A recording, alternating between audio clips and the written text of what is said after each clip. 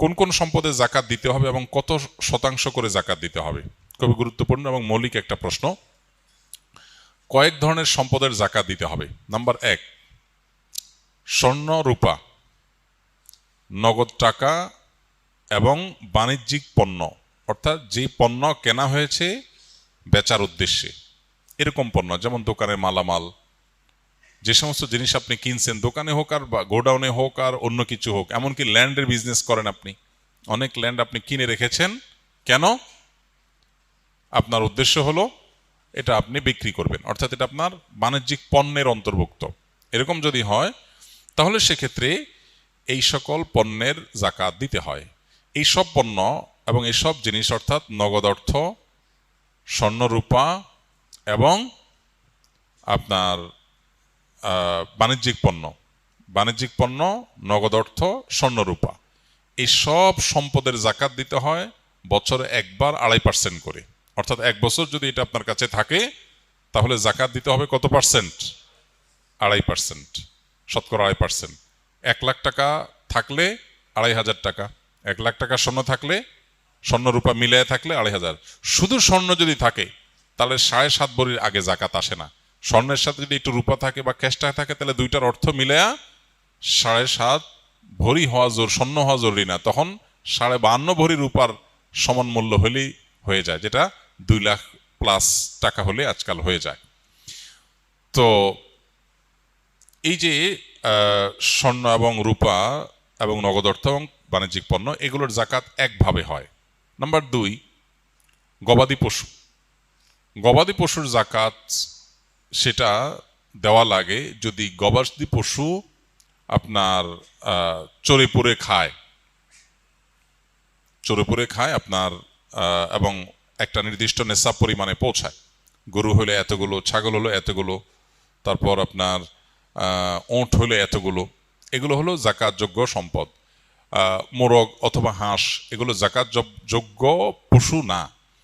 হ্যাঁ, এগুলোর জাকাত হবে যদি কেউ মুরগির ফার্মের বিজনেস করে, যে মুরগি কিনেছেন তিনি এটা বিক্রি করবেন, তখন এটা বাণিজ্যিক পণ্য হিসেবে জাকাত আসবে। পশু হিসেবে জাকাত আসবে শুধুমাত্র এই যে ছাগল, ভেড়া, দুম্বা, গরু এবং ওঁট, মহিষ, এগুলোর জাকাত আসবে। এগুলো নির্দিষ্ট নেশাব হলে, কোনোটা 40টা, কোনোটা 5টা, হ্যাঁ, আকার অনুযায়ী আপনার জাকাত আসবে। এগুলোর বছরে একবার জাকাত আসে। তৃতীয় জাকাতের আরেকটা পণ্য হলো কৃষিজাত পণ্য। যে সমস্ত ফসল আমরা করি এই ফসলগুলোর জাকাত দিতে হয়। ফসলের জাকাতের নেশাব হলো 17 মণ। 5 ওয়াসক, মূলত 5 ওয়াসক হিসাব করলে 17 মণ হয়। এই হিসাবে কিছুটা ভিন্নতর মত আছে, বাকি এটা প্রসিদ্ধ এবং মোটামুটি গ্রহণযোগ্য যে 17 মণ যদি হয়ে যায় তাহলে সেখানে আপনার যদি আকাশের বৃষ্টির পানি থেকে হয়ে যায়, প্রাকৃতিক পানি থেকে হয়ে যায়, আলাদা পানি সেচন করা না লাগে, তাহলে সেক্ষেত্রে 100 ভাগের 10%। আর যদি এটা পানি সেচন করে চাষাবাদ করতে হয় তাহলে সেক্ষেত্রে 100 ভাগের 5 ভাগ।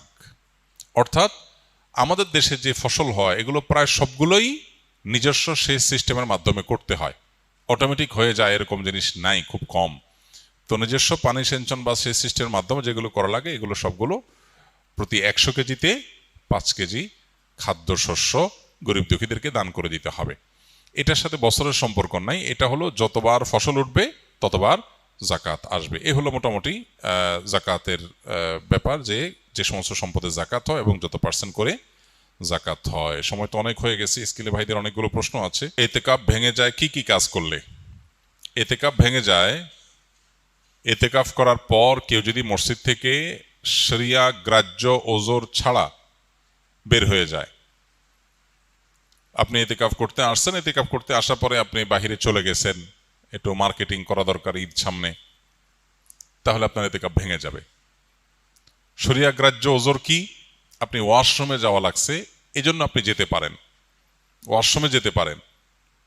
আর ওয়াশরুমে যেও আপনি আড্ডাবাজি করতে পারেন না। ওয়াশরুমে গেলেন, যে সেখানে আপনার দোস্তের সাথে দেখা, আরে দোস্ত কিরে কি অবস্থা, আপনি এতেকাফে আছেন, এটা আপনি করতে পারেন না। দ্রুততার সাথে ওয়াশরুমের কাজ ছেড়ে চলে আসবেন। এর বাইরে মসজিদে যাওয়ার আমাদের নেসেসারি একেবারে খুব না হলে নয় এরকম আমাদের ইম্পর্ট্যান্ট নিড বা প্রয়োজন আর কি আছে? খাওয়া দাওয়া আছে। খাওয়া দাওয়া আজকের যুগে বিশেষ করে এমন জায়গা খুব কম আছে যেখানে খাবার মসজিদে দিয়ে যাওয়ার মতো ব্যবস্থা একেবারে নাই। এরকম মানুষ খুবই কম।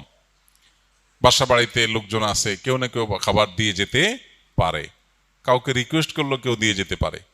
অতএব এরকম ব্যবস্থা যদি থাকে তাহলে খাবারের জন্য বাইরে যাওয়া জায়েজ নাই। হ্যাঁ, কারোর যদি এরকম হয় অবস্থা যে তার খাবারের জন্য কেউ খাবার এনে দেওয়ার মতো নাই, তাহলে এরকম নিরুপায় যদি কেউ সত্যিই হয়, এরকম কোনো মসজিদ থাকে যে আশপাশে কোনো মানুষজন নাই, বাসা থেকে খানা আনার মতো কোনো মানুষ নাই, তাহলে তিনি খাবারের জন্য যেতে পারবেন, খেয়ে আবার চলে আসবেন। খাইতে গিয়ে আবার বাসায় আরেকটা খাজুরি আলাপ করতে পারবেন না। একবেলা খেয়ে আরেক বেলা খাবার সাথে নিয়ে আসলেন, এইভাবে না হলে নয়। এরকম নিড থাকলে শুধু বাইর হতে পারবেন। এছাড়া যদি তিনি বাইর হন তাহলে তার এতেকাফ ভেঙে যাবে। আর এমনিতে কিছু কাজ আছে যেগুলোর কারণে এতেকাফ ভাঙবে না, কিন্তু এতেকাফের কোয়ালিটি কমে যাবে, এতেকাফের গুণগত মান নিচে নেমে যাবে। সেগুলো কি? সেগুলো হলো এতেকাফে বসে আপনি শুধু ঘুমায় কাটালেন, 355 দিন অনেক কাজ কাম, অনেক ব্যস্ততা, ঠিকমতো ঘুমাইতে পারেন না। এই 10 দিন সুযোগ পাইছেন যে আলহামদুলিল্লাহ, ডিস্টার্ব করার কেউ নাই, বাচ্চা নাই, বউ নাই, কেউ নাই, ঝামেলা নাই, ক্লায়েন্ট নাই, একটু মন মতো ঘুমাইলাম। তাহলে এতেকাফটা অর্থহীন হলো, এতেকাফটা ঘুমের জন্য না। আবার আপনি এমন করলেন যে অন্য সময় বন্ধু বান্ধবের সাথে এত আড্ডা মারার সুযোগ পান না, 2-4 দোস্ত মিলে একসাথে কোনো এক মসজিদে এতেকাফে বসলেন, এবার একেবারে চুটিয়ে আড্ডা মারলেন। এগুলো এতেকাফের কোয়ালিটিকে নষ্ট করে দিবে। আর যদি আপনি ভারসাম্যের সাথে একান্ত প্রয়োজনীয় আলাপ করলেন আর বাকি সময় বাড়িতে মগ্ন থাকলেন, সেটা অর্থবহ এতেকাফ হবে। আল্লাহ আমাদেরকে ভালো করে এতেকাফ করার তৌফিক নসিব করুন। এতেকাফের ক্ষেত্রে আমাদের মধ্যে যে ভুল ধারণা আছে সেটা দূর করতে হবে। প্রান্তিকতা যেটা আছে সেটা দূর করতে হবে। আমি আমার ছাত্র জীবনে একবার এতেকাফে বসছিলাম, মনে আছে, বহু বছর আগে।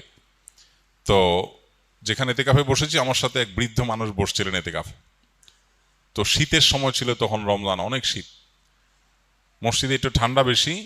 আমি হঠাৎ করে দেখি যে মুরব্বী নাই। তো দেখলাম মুরব্বী কই গেল, ওয়াশরুমে গেলে তো এত সময় লাগার কথা না। পরে তাকায় দেখি যে মসজিদের সামনে বাইরে ঘাস বিছানো মাঠ, উনি ওখানে রোদ পোহাইতেছেন। পরে বললাম, মসজিদে বললাম, চাচা, এতেকাফ অবস্থায় তো রোদ পোহাতে বাইরে যাওয়া যাবে না। তো উনি খুব জোরে ধমক দিলেন। আমি ছোট ছিলাম, মাদ্রাসায় পড়ি তখন। বলছে, হ্যাঁ, তোমার মাথা, এতেকাফ ভাঙা এত সোজা মিয়া? আমি কি কারোর সাথে কথা বলতেছি? আমি রোদ পোহাইতেছি। তো এরকম ধারণা আমাদের সমাজে অনেকের মধ্যে আছে। আরেকজনকে আমি দেখছি, আমার মসজিদে উনি এতেকাফ করতে আসছেন, পরে হঠাৎ দেখি নাই, অনেকক্ষণ পরে আসছে। কেউ কই আসেন? বলে, আমি ধান রোদ দিতে গেছিলাম, ধান শুকাইতে গেছি। ধান টান শুকায় আবার উনি চলে আসছেন এতেকাফে। তো যদি কারোর এরকম নিড থাকে যে তার বাহিরে কাজ করতে হয়, যেমন অফিসে জব করতে হয়, তার ছুটি নাই, কোনোভাবে ছুটি ম্যানেজ করতে পারেন নাই তিনি, তাহলে তিনি নফল এতেকাফ করতে পারেন। কিভাবে? মসজিদে গাট্টি বসকা থাকলো, যখন বাইরে চলে গেলেন তার এতেকাফ শেষ হয়ে গেল। যখন ঢুকলেন, যতক্ষণ থাকলেন ততক্ষণ এতেকাফের নিয়ত করে থাকলেন। রাতের ইবাদতটা মসজিদে ভালোভাবে হয় বাসার চাইতে, সে নিয়তে থাকলেন। এটা হতে পারে। কিন্তু সুন্নাহ মাসনুন যে এতেকাফ, সেটা হলো পরিপূর্ণ সময়টা, দিন রাত পুরোটা সময় মসজিদে থাকা।